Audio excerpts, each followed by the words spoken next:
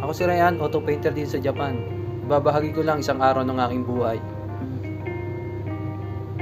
So, bali yun, no? Bali ngayong araw, birthday ni Richard. Yung kasama ko dito sa Japan. Bali dalawa lang kami dito sa bahay. Bali nagaya yung amo namin ng party. So ayun, no? Umaga yan, nagigilos-gilos ako.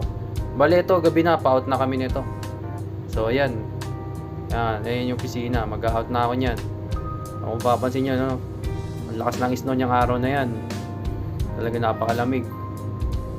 Oh, yung daan, puti-puti yung daan, mga sasakyan. Ay, mga puno, halos puti-puti na. So, siyempre, bibideo tayo. Memories yan eh. O, ayan. Papasok na ako niya ng barracks namin, ng dormitory namin. Para magpalit ng damit. Susuotin.